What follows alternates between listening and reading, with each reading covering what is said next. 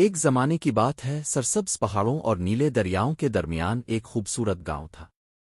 اس گاؤں میں ایک غریب مگر نہایت محنتی لڑکی رہتی تھی جس کا نام عائشہ تھا۔ عائشہ اپنی بوڑھی دادی کے ساتھ ایک چھوٹے سے مٹی کے گھر میں رہتی تھی۔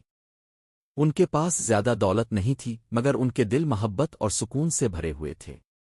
عائشہ ہر صبح سورج نکلنے سے پہلے جاگتی، کنویں سے پانی لاتی، لکڑیاں جمع کرتی اور دادی کے لیے کھانا بناتی۔ گاؤں کے لوگ اس کی اچھائی کی تعریف کرتے تھے، لیکن کچھ لوگ اس کا مذاق بھی اڑاتے کیونکہ اس کے کپڑے پرانے تھے۔ ایک دن دادی بہت بیمار ہو گئیں۔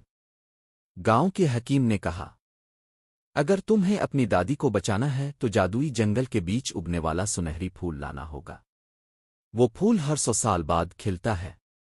لوگ اس جنگل سے ڈرتے تھے کیونکہ وہاں عجیب آوازیں آتی تھیں اور کہا جاتا تھا کہ وہاں پریاں رہتی ہے۔ مگر عائشہ نے ہمت نہ ہاری۔ اگلی صبح وہ ایک چھوٹی سی ٹوکری لے کر جنگل کی طرف روانہ ہو گئی۔ جنگل بے حد خوبصورت تھا۔ اونچے درخت، رنگ برنگی تتلیاں، چمکتے پھول اور پرندوں کی میٹھی آوازیں ہر طرف پھیلی ہوئی تھیں۔ چلتے چلتے عائشہ کو ایک چھوٹا زخمی ہرن نظر آیا۔ اس کے پیر میں کانٹا چبھ گیا تھا۔ عائشہ نے فوراً کانٹا نکالا اور ہرن کے زخم پر کپڑا باندھ دیا۔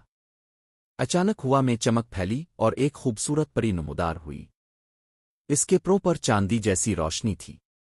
پری نے مسکرا کر کہا، عائشہ، تم نے بغیر کسی لالچ کے ایک بے زبان جانور کی مدد کی ہے۔ میں جنگل کی محافظ پری ہوں۔ تم جو چاہو مانگ سکتی ہو۔ عائشہ نے فوراً کہا، مجھے صرف اپنی دادی کی صحت چاہیے۔ پری اس کی بات سن کر خوش ہوئی۔ اس نے اپنی جادوئی چھڑی گھمائی تو سامنے سنہری پھول نمودار ہو گیا۔ لیکن پری نے کہا، یاد رکھو، اصل جادو اچھے دل میں ہوتا ہے۔ عائشہ پھول لے کر جلدی سے گھر واپس آئی۔ دادی نے جیسے ہی اس پھول کی خوشبو سونگھی، ان کی طبیعت بہتر ہونے لگی۔ چند دنوں میں وہ مکمل صحت یاب ہو گئیں۔ اس واقعے کے بعد گاؤں کے لوگ عائشہ کی بہت عزت کرنے لگے۔ ایک دن بادشاہ تک بھی اس کی نیکی کی خبر پہنچی۔ بادشاہ نے عائشہ کو محل میں بلایا اور کہا، ایسی بہادر اور رحم دل لڑکی ہمارے ملک کا فخر ہے۔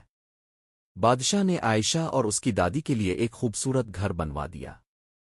مگر عائشہ پہلے کی طرح ہی عاجز اور نرم دل رہی۔ وہ ہمیشہ غریبوں کی مدد کرتی اور بچوں کو یہ سکھاتی، خوبصورتی کپڑوں اور دولت میں نہیں بلکہ دل کی اچھائی میں ہوتی ہے۔ اور کہتے ہیں کہ جادوئی جنگل کی پری آج بھی کبھی کبھی ان لوگوں کی مدد کرنے آتی ہے جو سچے دل والے ہوتے ہیں۔